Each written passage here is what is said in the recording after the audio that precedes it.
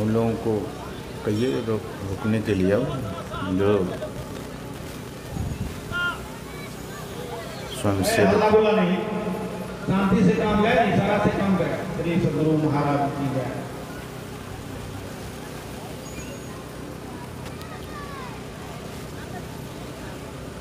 ज्ञान शक्ति समारूढ़ः तत्वमाला विभूषितः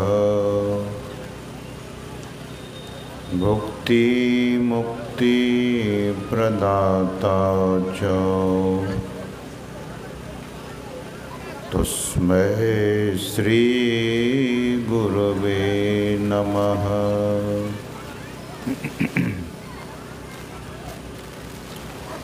ज्ञान उदधि अरु ज्ञान घना सद्गुरु शंकर रूप। नमो नमो बहुबारहि सकल सुपूज्यन भूप। मोकं करोति वाचालं पंगुं लंघयते गिरिं यत्कृपातमहं वन्दे परमानन्दमाधवम्।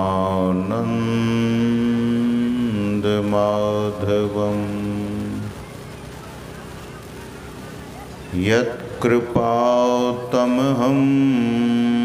वन्दे परमानन्दमाधवम्।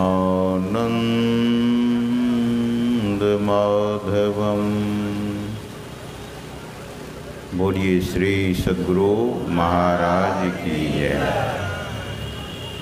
सुबह में जो साउंड बॉक्स इधर घुमाए थे, एक इधर होना चाहिए, इसको यहाँ क्यों लगा दिया? हाँ, इसको हटाइए नहीं तो बेकार है।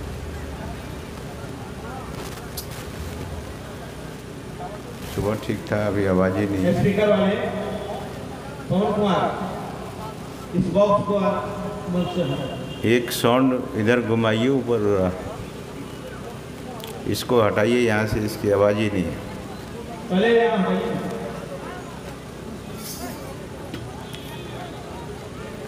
प्रातः स्मरणीय अनंत श्री विभूषित परमाराध्य परम पूज्यपाद संत सद्गुरु महाराज के परम पावन युगल पद्म पदों में सदा सदा पदवंदन।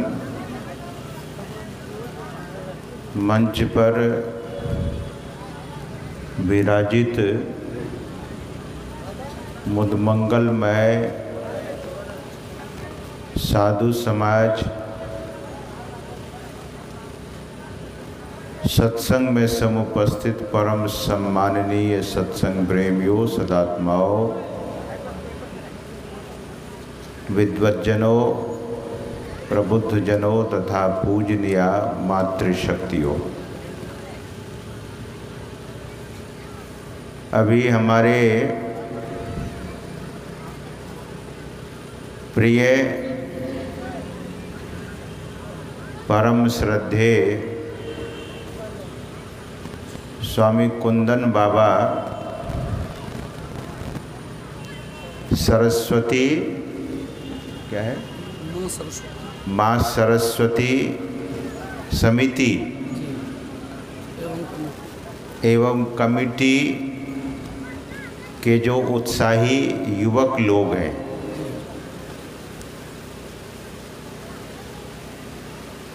उनकी बहुत सराहना कर रहे थे। सज्जनों, युवान शक्ति जिधर लग जाता है उधर ही राष्ट्र की धारा को मोड़ सकता है। ये जो अभी घास बिछाने का काम आप लोग कर रहे हैं, रुक जाइए, उससे धूल उड़ती है। लोगों को बैठने की जगह है तो थोड़ी देर बिछा लीजिए, लेकिन धूल उड़ती है, सांस लेने में दिक्कत होती है। ये काम पहले कर लेना चाहिए था। तो मैं निवेदन कर रहा था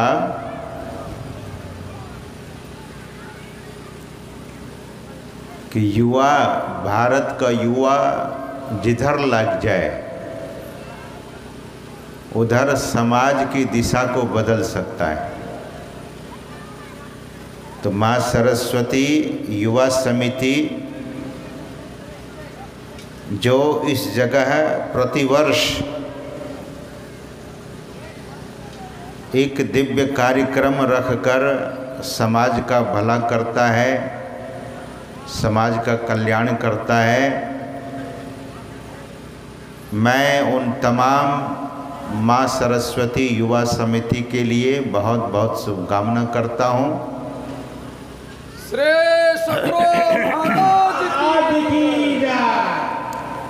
सज्जनों, एक युवा सन्यासी स्वामी विवेकानंद जी महाराज हुए, जिन्होंने पूरे विश्व में सनातन धर्म का झंडा लहरा दिया। स्वामी राम तीर्थ जी महाराज हुए, जो मैथमेटिक्स के प्रोफेसर थे। तो मुझे इन तमाम युवा बंधुओं को देखकर अति प्रसन्नता हो रही है और निश्चय ही हमारे युवान बंधुओं आशीर्वाद के और कृपा के पात्र हैं। आज का जो सत्संग में प्रसंग रखा गया है, जिस पर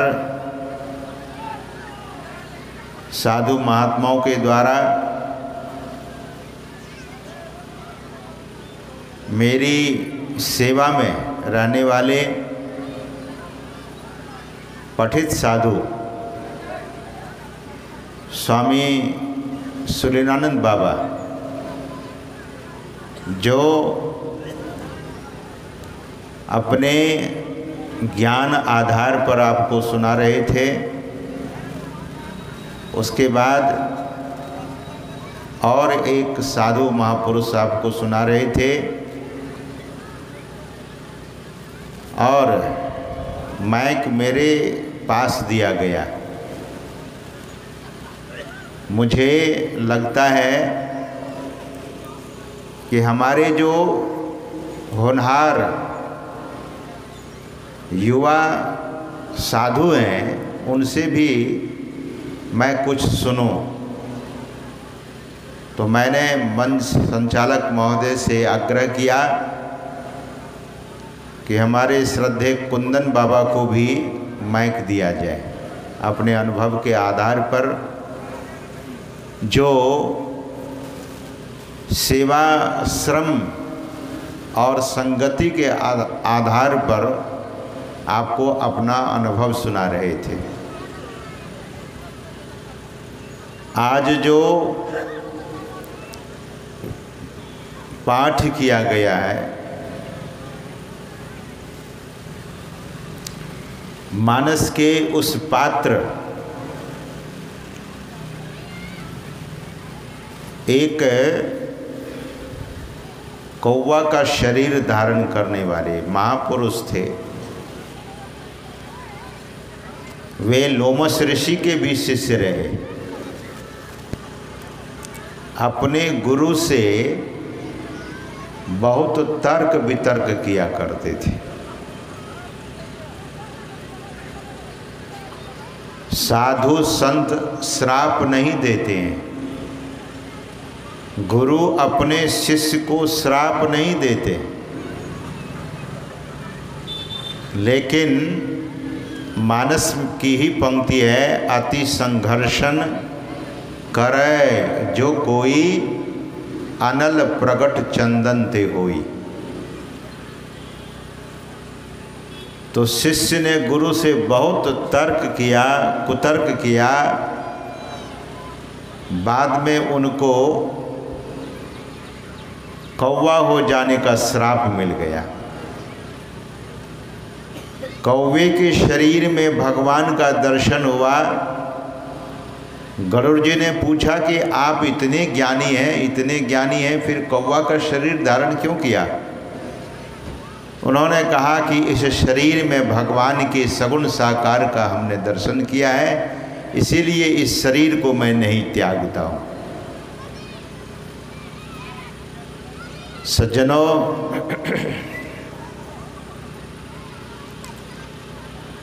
काकभूषुंडी जी एक बार शिव मंदिर में बैठकर भगवान शिव का ही नाम ले रहे थे, जप रहे थे। मानस को पढ़कर देखिए, भगवान शिव मंदिर में, भगवान के मंदिर में यानी शिव मंदिर में बैठकर जप कर रहे थे।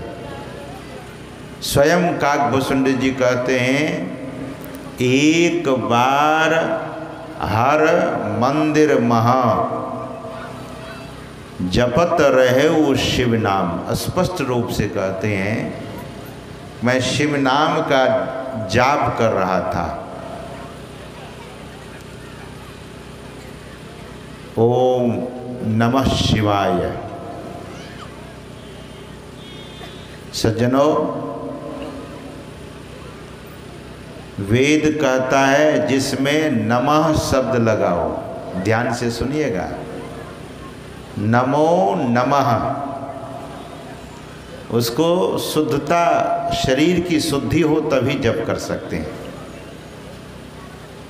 हम लोगों को जो गुरु मंत्र मिला है उसमें इष्ट को संबोधन करते हैं, बुलाते हैं। इस मंत्र का जाप खाते पीते, उठते बैठते, रास्ता चलते कभी भी कर सकते हैं। वेदों में यज्ञ करने का विधान बताया गया है। वेद में जप करने का भी विधान बताया गया है।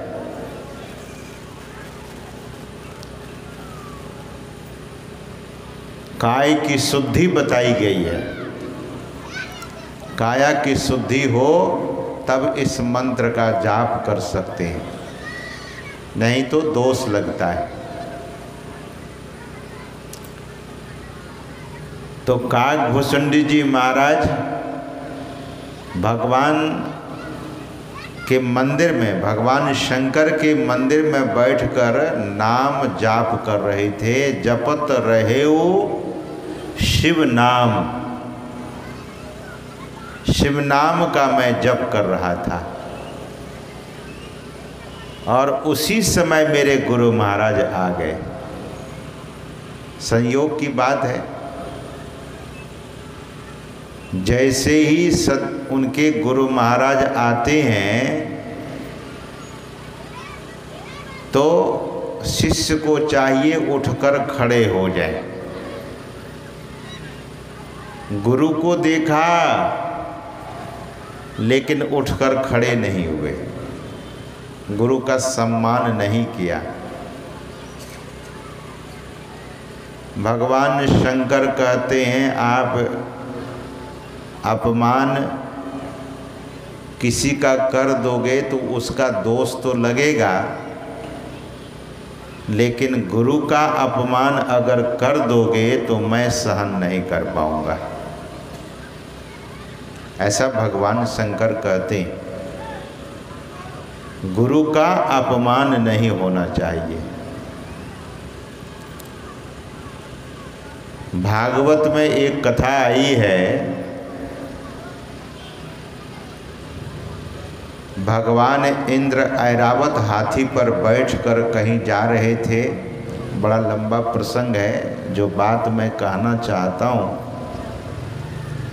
तो भगवान शंकर, भगवान इंद्र ऐरावत हाथी पर, और ऐरावत हाथी तो आप लोग देखे नहीं होंगे। ऐरावत हाथी यहाँ नहीं होता, धरती पर नहीं होता है।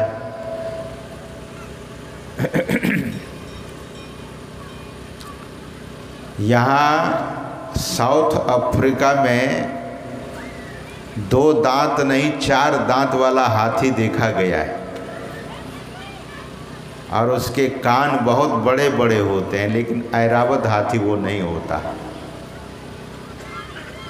ऐरावत हाथी के संबंध में कहा गया है कि उसके 1000 सूंड होता है।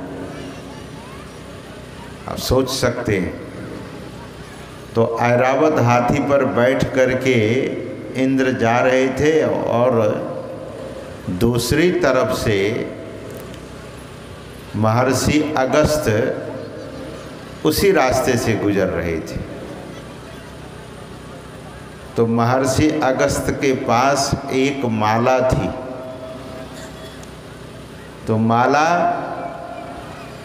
इंद्र की ओर फेंक दिया कि चलो, स्वर्ग का राजा है, इसका सम्मान कर देना चाहिए। इंद्र भगवान ऐरावत हाथी पर बैठे हुए थे, और महर्षि अगस्त पैदल जा रहे थे। जो बड़ी गाड़ी पर बैठते हैं, फॉर्च्यूनर पर,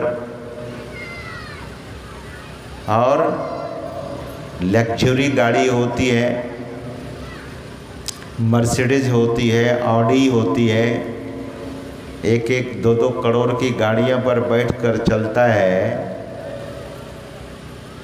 तो उनको लगता है कि मेरी गाड़ी लोग देखते हैं कि नहीं। गाड़ी मेरी बहुत महंगी है। कुछ लोग भी देखते हैं, अरे बड़ी महंगी गाड़ी, कोई आदमी होगा, बड़ा आदमी होगा। मैं अभी 2024 में जून जुलाई में ऑस्ट्रेलिया में था। तो पहले मैं सिडनी गया, सिडनी से दूसरा शहर ब्रिस्बेन पड़ता है, वहाँ गया। वहाँ सत्संग करने के बाद फिर मेलबर्न गया। तो मेलबर्न में एक दिल्ली के रहने वाले इंजीनियर, जिसकी सैलरी भारत का जो पैसा अगर आप घटाएंगे तो 28 लाख महीना वो कमाते हैं वहाँ पर। सज्जनों, उनका घर इतना बड़ा, ये समझ लीजिए कि पूरे पांडाल जितना बड़ा है, इतना बड़ा तो घर था उसका, कोठरियाँ बनी थी इसी में, और बहुत महंगी गाड़ी उनके पास थी। तो कहीं शहर में मुझे ले जा रहे थे, जैसे जून जुलाई में यहाँ बहुत गर्मी होती है, तो वहाँ भीषण ठंडी होती है, -1 -2 होता है, इतनी ठंडी होती है। सुबह में ज़मीन पर देखा बर्फ़ बिछ जाती है, इतनी ठंडी। तो मुझे ठंडी लग रही थी, तो वे ले गए कि महाराज जी आप चलिए, वहाँ पहन करके देख लीजिएगा। तो जैकेट, तो रास्ते में मैं जा रहा था, तो उन्होंने कहा कि महाराज देखते हैं यहाँ 4-4, 5-5, 10-10, 20-20 करोड़ की कारें हैं, भारत में अगर महंगी कार लोग देख लेते हैं तो उसको धनवान समझते हैं, लेकिन यहाँ कोई साइकिल पर चलता है तो उसके बारे में कह नहीं सकते कि ये अरब खरबपति नहीं है। सबों का घर एक जैसा, बाहर से, अंदर से अलग अलग होता है, लेकिन सरकार जो वहाँ घर बनाने का आदेश करती है, सबों का घर एक जैसा, बाहर से एक ही जैसा दिखेगा आपको। तो उस भक्त ने कहा कि गाड़ी देखकर, घर देखकर आपको अंदाज़ा नहीं लगेगा कि कौन करोड़पति है, कौन अरबपति है, कौन खरबपति है। एक नौकरी करने वाला भी 5-10 करोड़ की गाड़ी पर बैठता है। तो सज्जनों, इंद्र ने देखा कि ये महात्मा पैदल चल रहा है और मैं तो ऐरावत हाथी से चल रहा हूँ। ऐरावत हाथी तो सबको नसीब नहीं होता, स्वर्ग के जो राजा धीराज हैं उन्हीं को ऐरावत हाथी नसीब होता है। तो जैसे ही महर्षि अगस्त ने उनको माला दी, वैसे ही उस माला को लेकर इंद्र ने क्या किया, अपने हाथी के सामने पटक दिया और हाथी उस माला को अपने पैर से रौंद डाला। अब आपको कोई माला पहनावे और माला खोल करके उनके मुंह पर फेंक दीजिएगा, ये तो बड़ा भारी अपमान कर दिया गया उस माला पहनाने वाले को। जो माला पहना रहा था उसका अपमान हो गया। तो भगवान इंद्र ने क्या किया, उस माला को हाथी के आगे फेंक दिया और हाथी पैर से उस माला को रौंद डाला, कुचल दिया। महर्षि अगस्त इस दृश्य को देख रहे थे। महर्षि अगस्त ने कहा कि इनको अभिमान हो गया है। ध्यान दीजिए, अभिमानी व्यक्ति जीवन में सब कुछ खो देता है। इसलिए कभी भी जब गुरु महाराज के समीप बैठकर, उनके आपके घर में मंदिर होगा, आपके गांव में बड़ा सुंदर सत्संग मंदिर है, लोग अपने घरों में भी छोटा मंदिर बना लेते हैं, तो अपने इष्ट से, अपने गुरुदेव भगवान से यही प्रार्थना कीजिएगा प्रार्थना के अंत में कि हमारे पास विद्या हो, बुद्धि हो, धन हो, ऐश्वर्य हो, लेकिन मुझे अभिमान नहीं हो, यही वरदान दीजिए। सज्जनों, जिस दिन से मनुष्य के अंदर अभिमान आता है, उस दिन से उनकी आयु क्षीण होने लगती है। अभिमान किसी को पसंद नहीं है। भगवान श्री कृष्ण कहते हैं कि अर्जुन, मुझे भक्त के भीतर अभिमान कभी पसंद नहीं होता। अभिमानी व्यक्ति को मैं बहुत दंड देता हूँ। तो सज्जनों, कभी भी किसी चीज का मनुष्य को अभिमान नहीं करना चाहिए। क्या चीज का अभिमान? एक महात्मा हुए हरिद्वार में, स्वामी गीतानंद भिक्षु। वैसे तो उनका नाम है स्वामी गीतानंद सरस्वती जी महाराज, लेकिन गीतानंद भिक्षु अपने को कहते थे।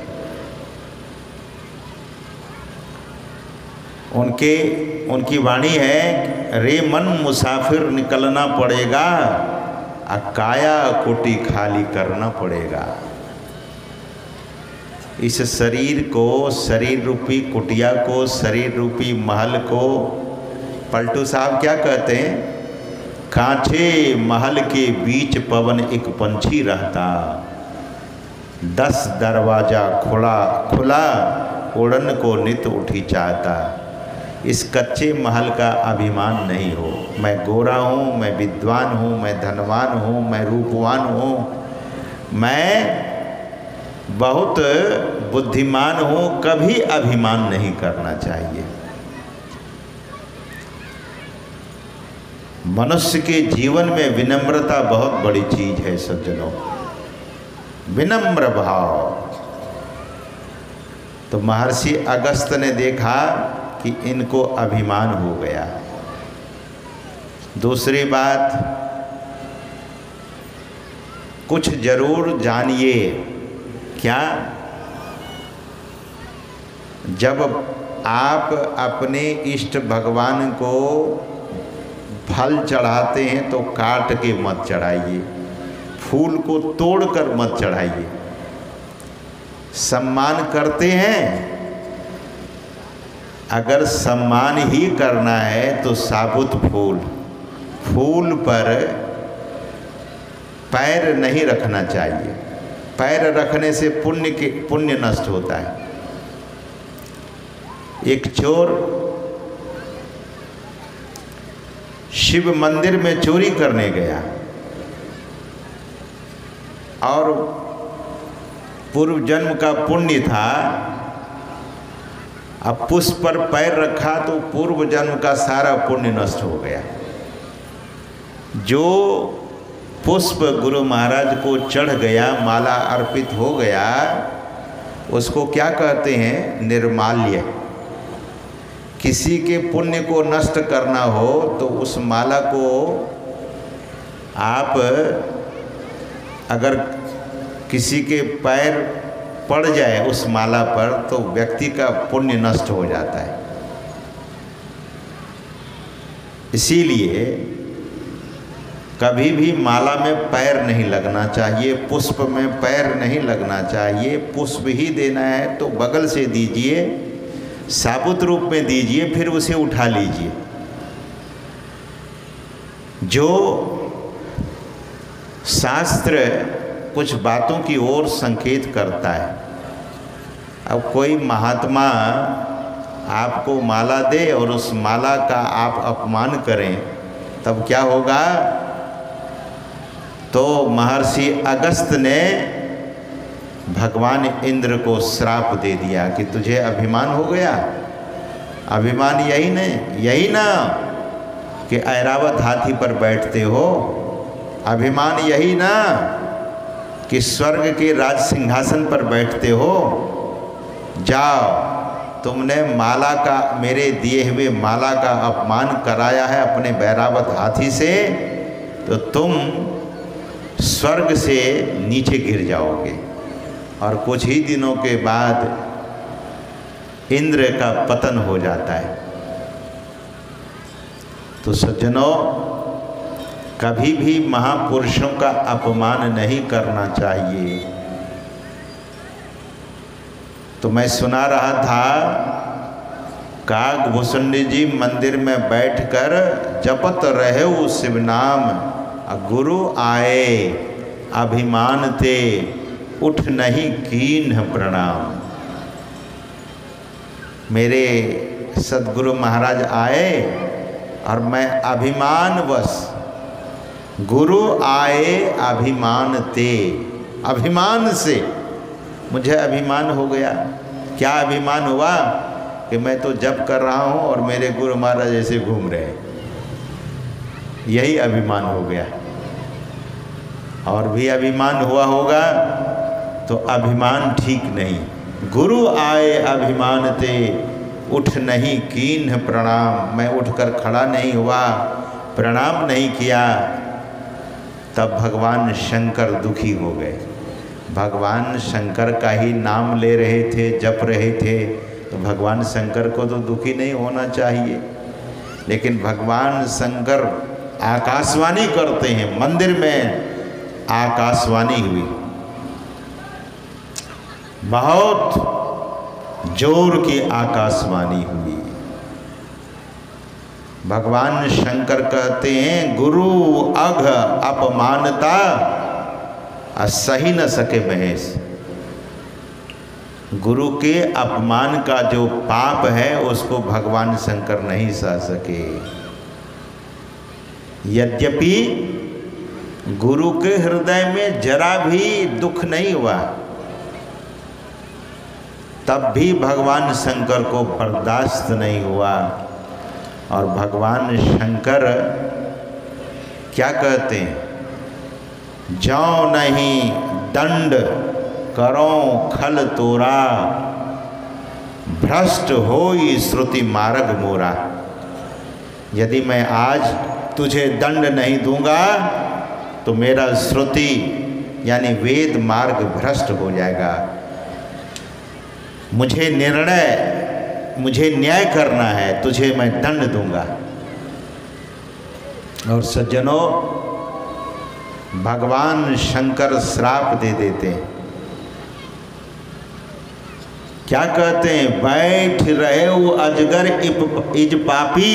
ऐ पापी, अजगर के भांति तुम बैठे रह गए गुरु आने पर, अब तो जाकर अजगर ही बन जाओ। अजगर सरकता है, चलता थोड़ी ना है, लेकिन अजगर का शरीर जब बहुत भारी हो जाता है तो चल भी नहीं पाता है। सज्जनों, ऐसा दारुण शाप दिया गया तो उनके सद्गुरु ने क्या कहा, उस समय क्या किया, हाहाकार कीन गुरु दारुण सुनि शिव शाप।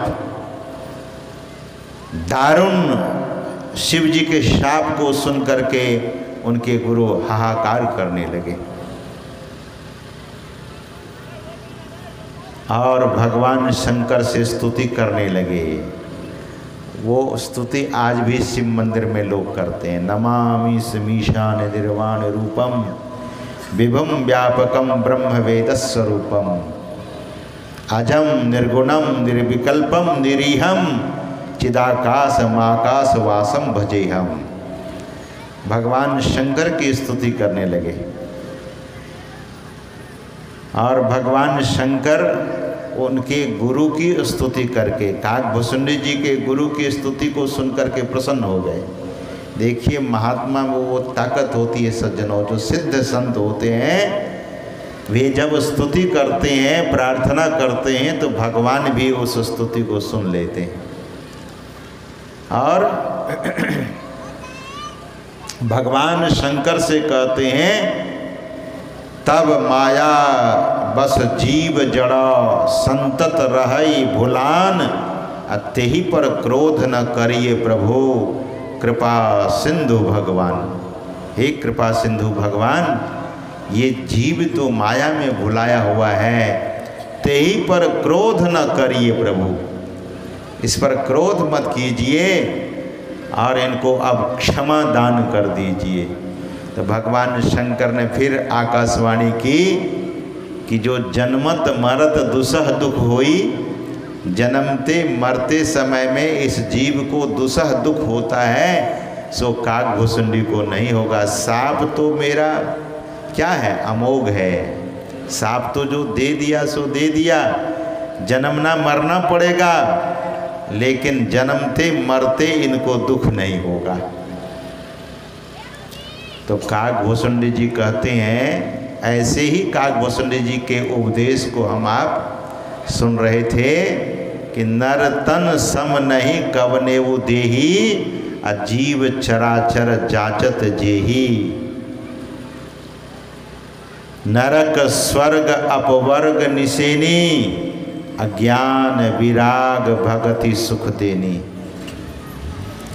इस शरीर से क्या क्या मिलता है, इस शरीर में कितनी सीढ़ियाँ लगी हुई है। तो काकभुसुंडी जी महाराज गरुड़ जी से कहते हैं कि 3 प्रकार की सीढ़ी लगी हुई है। एक संत गरीबदास जी महाराज हुए, वे कहते हैं कि इस देही को देवा लोचय, मतलब इस शरीर को पाने के लिए देवता लोग भी तरसते हैं। सज्जनों, मनुष्य का शरीर कितना अद्भुत है। इस शरीर या मनुष्य का शरीर देवताओं को भी सुलभ नहीं है, देव दुर्लभ यह शरीर है। Even deity are longing to have the such a precious human body. All deities are longing. What is the longing? So let me have a human body. But it is very, very impossible for the deities. देवताओं के लिए बहुत असंभव है यह शरीर। ये कौन कहते हैं? ये बात, इस बात को कौन कहते हैं? तो भगवान श्री राम अपनी प्रजा से कहते हैं सुर दुर्लभ।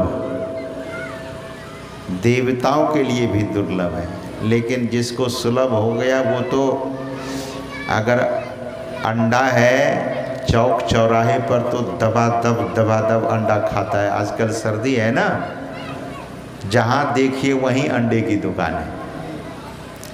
जो शरीर देवताओं को भी दुर्लभ है, देवता को भी प्राप्त नहीं है, वो शरीर हम आपको मिला है। जरा विचार कीजिए। और भगवान शंकर कहते हैं देहम शिवालयम प्रोक्तम सिद्धिदम सर्वदेहिनाम। ये देह शिवालय है। शिवालय में लोग जाकर अंडा चढ़ाते हैं क्या? आप लोगों ने देखा क्या? ये जो भगवान का बनाया हुआ शिवालय है, इसमें तो धड़ाधड़ लोग अंडा देते रहते हैं। शिवालय में जाकर मांस नहीं चढ़ाते हैं, लेकिन शरीर रूपी शिवालय में लोग धड़ाधड़ और मसाला पर मसाला, मसाला पर मसाला। कौन सा मसाला? बोले ये मीट मसाला है। ये मीट के लिए भी मसाला अलग बना दी है कंपनी। खाओ, अब बीमार पड़ो, खाओ, पता चलेगा बाद में। सज्जनों, लोग क्या करते हैं? बड़े लापरवाही से जम का बकरा बन जाते हैं। सज्जनों, इस शरीर में, जो शरीर भगवान ने निर्माण किया है, शरीर का निर्माण हो जाता फैक्ट्री में तो लोग फिर चिंता ही क्यों करते? आजकल वैज्ञानिक लोगों ने कोई ट्यूब बना करके, जिसको संतान नहीं होती है, कोई ट्यूब बना करके संतान, लेकिन जब तक माता पिता का संयोग नहीं होगा तो उनकी संतान नहीं कही जाएगी। तो महापुरुष कहते हैं इस शरीर का निर्माण स्वयं भगवान ने किया है, और इस शरीर को पाकर के लोग कितने इतराते हैं, लोग कितने ऐंठ जाते हैं, कितना अभिमान हो जाता है, कितनी ईर्ष्या हो जाती है, कितना द्वेष हो जाता है। शरीर तो सुर दुर्लभ है, देव दुर्लभ शरीर है। भगवान कहते हैं सुर दुर्लभ सब ग्रंथ ही गावा। देवताओं को भी यह शरीर दुर्लभ है। So we must understand the significance of your human body. This is very precious body. बहुत प्रिय, बहुत ही सुंदर शरीर है। और मैं तो आप लोगों से एक बात कहता हूँ, यहाँ जितने लोग बैठे हैं, चाहे माताएं बहनें जो भी बैठी हैं, हमारे विद्वान सज्जन लोग बैठे हैं, पठित समाज के लोग बैठे हैं, कोई भी व्यक्ति अपने शरीर में रोग चाहता है? रोग छोड़ दीजिए, सिर दर्द चाहता है कोई कि हमको सिर दर्द हो? हमारे सिर में दर्द बना रहे कोई चाहता है क्या? कोई सिर दर्द नहीं चाहता है। छोड़िए सिर दर्द, कान का दर्द नहीं महाराज।